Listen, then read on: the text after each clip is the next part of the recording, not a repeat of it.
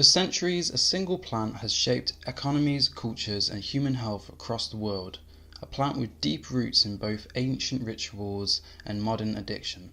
This is the story of tobacco, and my story on giving up smoking. I started smoking when I was 13, and for years have struggled with giving up this powerful drug. I'm now 34 and having another go at giving up smoking. I wanted to find out more about smoking nicotine and our history with this powerful drug. The tobacco plant, Nicotine tabacum, is a species native to the Americas.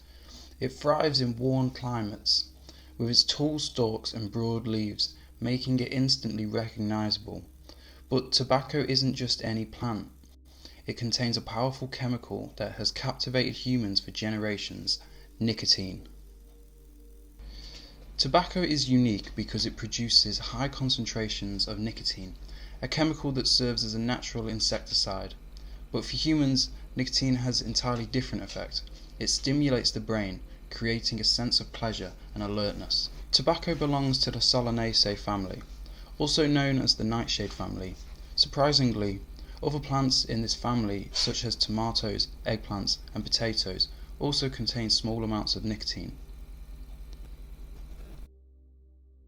Another interesting plant in the nightshade family is the belladonna. Known for its psychoactive compounds, all plants in the nightshade family contain nicotine, but only tobacco has enough to give nicotine effects. Belladonna will be overshadowed by its psychoactive compounds, so nicotine effects would be hard to notice. Tobacco plants can have anywhere from 5,000 to 20,000 times more nicotine than common nightshades like potato. It's fascinating to think that nicotine isn't just found in tobacco. In trace amounts, it exists in other common foods, though not nearly enough to create the same effects as smoking or chewing tobacco. Nicotine is a stimulant, affecting the central nervous system by releasing dopamine, the brain's reward chemical. It creates a temporary sense of pleasure and focus, but also leads to one of the most powerful addictions known to man. Long before the modern cigarette, indigenous peoples of Americas used tobacco in sacred rituals. Smoking was a spiritual practice, often used for healing, communication with spirits, and social bonding. For many indigenous cultures, tobacco wasn't just a recreational habit, it had deep spiritual significance. It was believed to carry prayers to the gods and was often used in medicinal practices. In the late 16th century, European explorers, including Sir Walter Raleigh, brought tobacco to England. At first, smoking was a novelty among the upper class, but it quickly spread throughout society. While tobacco was originally smoked in pipes and cigars, the cigarette revolutionized smoking. By the late 19th and early 20th centuries, industrialization made cigarettes cheap, accessible, and easy to mass produce. The invention of the cigarette making machine in the 1880s changed everything. Smoking became more convenient, and soon the cigarette dominated the market. For decades, tobacco companies marketed smoking as stylish, sophisticated, even healthy. Advertisements featured doctors endorsing cigarettes, claiming they could aid digestion and calm nerves. Time out for many men of medicine usually means just long enough to enjoy a cigarette. And because they know what a pleasure it is to smoke a mild, good-tasting cigarette, they're particular about the brand they choose. In a repeated national survey, doctors in all branches of medicine, doctors in all parts of the country were asked, "What cigarette do you smoke, doctor?" Once again, the brand named most was Camel. Yes, according to this repeated nationwide survey, more doctors smoke Camels than any other cigarette. Why not change to Camels for the next 30 days and see what a difference it makes in your smoking enjoyment? See how Camels agree with your throat. See how mild and good-tasting a cigarette can be. It wasn't until the 1950s and 60s that medical research conclusively linked smoking to lung cancer and other diseases, but by then millions of people were already addicted. In fact, in the 1940s, the Nazis did research on smoking, and they found that smoking was bad for people as well. But I think because we were at war with them, we didn't want to take their research or possibly believe them. Today, the way people consume nicotine is evolving. Traditional cigarettes are in decline, but new alternatives such as vaping, nicotine pouches, and patches are taking their place. The concern now is that these new nicotine products are appealing to younger generations. Many people who never smoked cigarettes are now addicted to nicotine through vaping. If I had to choose to get a vape or a pack of cigarettes now, I would get a vape.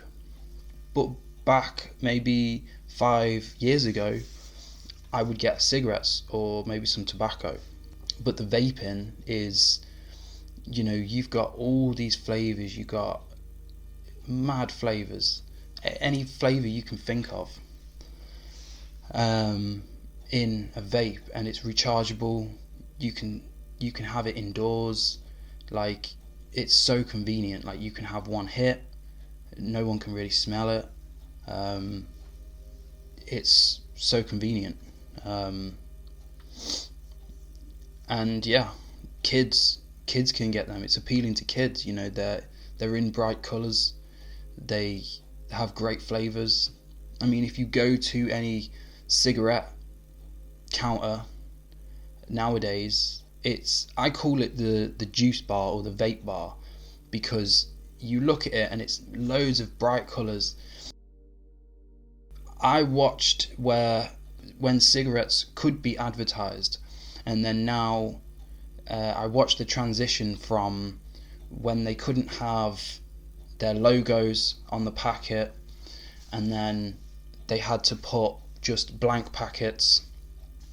I don't know if people have this in other countries. And then they also had to be, so where they would have the fag counter, they had to be kind of like a closed door system. So if you wanted cigarettes, they would have to open the door, get your cigarettes, and all the cigarettes would look the same. They'd all have the same packets. I've watched that.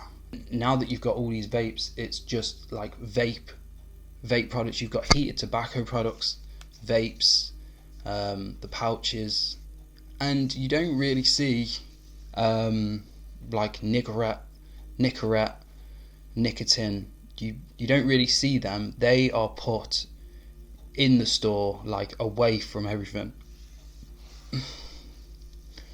It's quite crazy, but it shows that there's a lot of money being made in this game. Tobacco use has left an undeniable mark on society, from indigenous rituals to global addiction, from economic empires to public health crisis. The impact of nicotine is woven into the fabric of human history. For me, my dad smoked. I don't know if his dad smoked. I don't know if my mum's dad smoked. Possibly, maybe. But my dad smoked, and I used to always want to smoke. He smoked in the house. Yeah, I saw him smoke and stuff like that, and I thought it was cool. I thought everybody smoked. I thought all parents smoked. And yeah, when I was 13, I still remember my first cigarette, and it was honestly horrible. It was like a Super King Black or something, and it was horrible. It tasted bad. I had massive nicotine rush, and since then, really, I've struggled with, on and off giving up. I've always wanted to give up. Maybe about a year ago, I gave up smoking, I gave up vaping. I was on lozenges, but very low dose. So I would say anyone that's giving up, just keep trying. If you start again, just remember that you did quit, or the time that you did have none, and just keep trying. If you really want it, keep trying.